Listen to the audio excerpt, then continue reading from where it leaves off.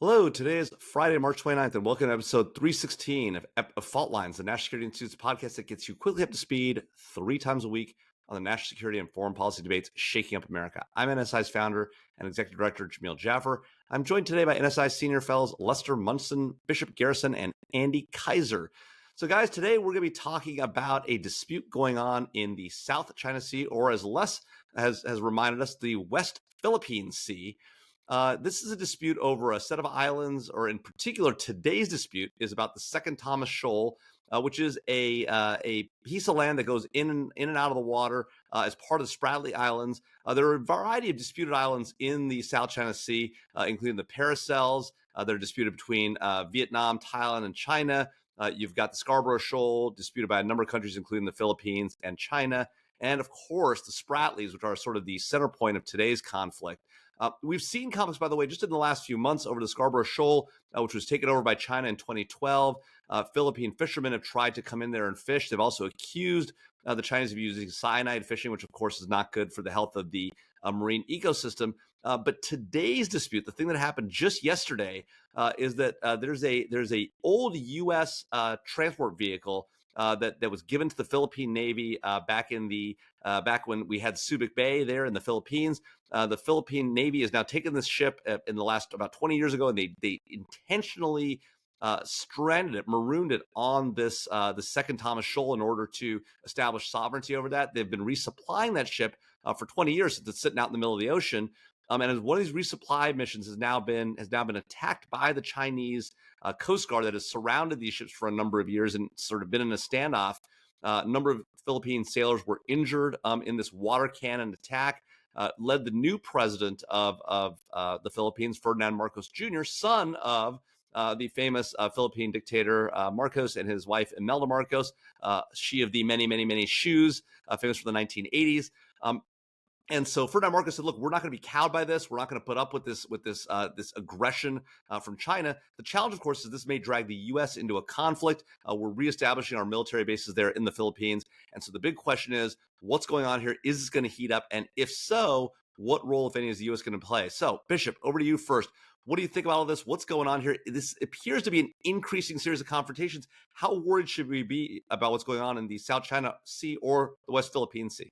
Well, first of all, good morning. Happy Friday, everybody. Thanks for having me back. The big thing for me here is, look, China is looking for an opportunity to kind of poke the bear continuously when it comes to the U.S. This is just another way of doing it. Yes, we have a defense treaty with the Philippines, so this is their important partner, important ally. And we want to do everything we can to ensure that we're going to do right by that treaty. China knows that. China sees their strength in the region as an important part of their ideology, of their identity, who they are. So they don't like the idea of it being the West Philippine Sea versus the South China Sea. It's important for them to show strength and to project strength within that region. But also, we have to understand what's going on domestically in China too, with some of the economic issues that they're having right now. They literally have some of their richer cohorts that are concerned about this centralizing the overall economy, and they're going through some of these motions right now. And this is a great distraction for them. It shows them again. It shows the world that yes, China is still a national power, and it still can project said power when necessary. And this gives them an opportunity to do that while trying to give the U.S. a black eye and maybe instigate something that we shouldn't be into. So I think it plays on a few different lines. And then finally, just to kind of answer your point, I don't think there's a reason for us to be concerned yet, but we should continue to play this as a serious issue because it is one. Well, what about that? I mean, is this really about what's going on internally in China in order to strengthen the regime and show sort of, stuff going on abroad and the need for a strong central government? We've seen Vladimir Putin run this play before as well. If that is what's going on, does that increase the likelihood that we're actually going to get into a confrontation? The Philippines are obviously already in a confrontation.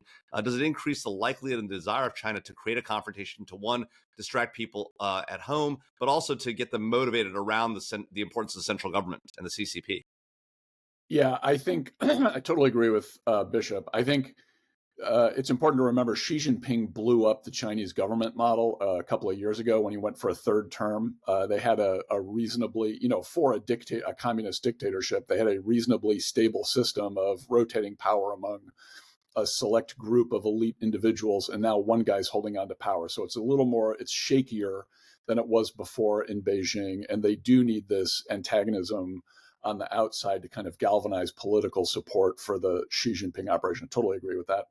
I think there's another interesting aspect here, which is China's trying to drive a wedge between Vietnam and the Philippines. It kind of goes in seriatim against its potential adversaries in the West Philippine Sea or the South China Sea, whether it's Indonesia, Vietnam, the Philippines, Brunei. They'll kind of pick one out of the group and be antagonistic with them while looking like they're getting along with the others. So we should kind of recognize this game for what it is. These conflicts have been there before. The fact remains China is an imperial power in the region. It is looking to expand its geographic area. It's, one statistic kind of leaps out. The Second Thomas Shoal is about 100 miles from the main Philippines islands. It's 600 miles from China.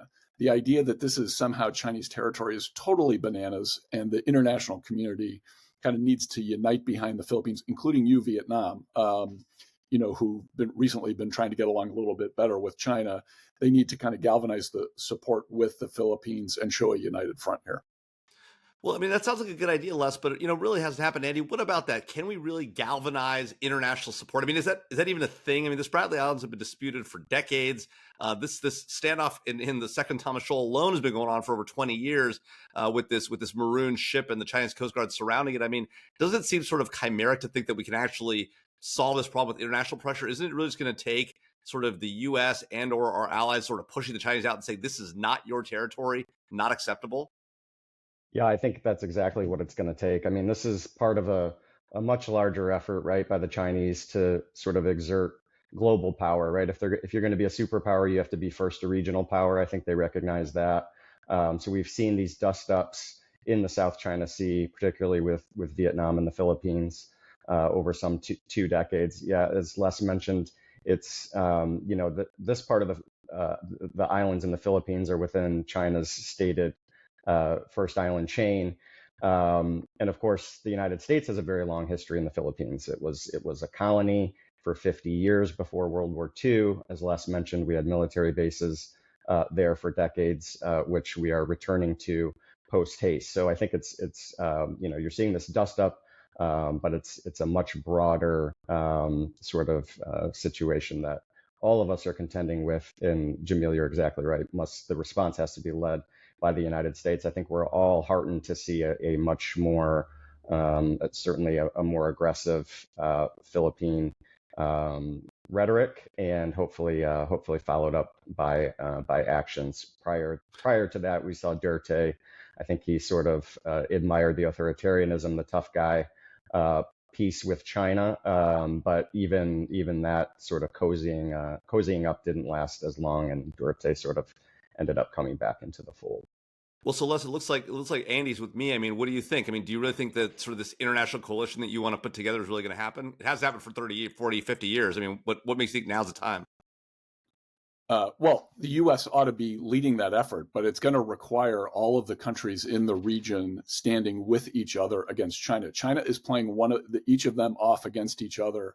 This idea that the U.S. can just kind of charge in and say, oh, everyone's going to line up behind us, that's not going to work. You need to do the careful work of diplomacy. You need to deal with each country on its own individual merits. Yes, I know you can roll your eyes if you wish, Mr. Jaffer. The role of diplomacy is important in this world. We cannot just go ahead and bomb everyone into submission. That is probably inappropriate in this case, although I wouldn't rule it out entirely. Bishop, you get the last word. Yeah, diplomacy. I'm on team Les here. I completely agree. Look, we cannot keep trying to go alone on a lot of these things, and China knows that. And they're going to use it against us if possible. So they're trying to bring a wedge into this as much as they can. They want the U.S. to have some type of misstep and to alienate ourselves from the rest of the global community on this. We're not going to do it. All right, folks, that's a wrap. Thanks so much to Devlin Burney, Claude Jennings, and the NSI staff for their help in producing today's episode. Join us again on Monday, April 1st, April Fool's Day, for another episode of Fault Lines, the National Security Institute's podcast that gets you smart fast on the national security and foreign policy debates shaking up America. Fault Lines is now on YouTube, so if you want to see me roll my eyes in actual real time, you can check out our channel for a video of today's episode. If you like what you heard or saw, be sure to rate, review, and subscribe. Have a great weekend.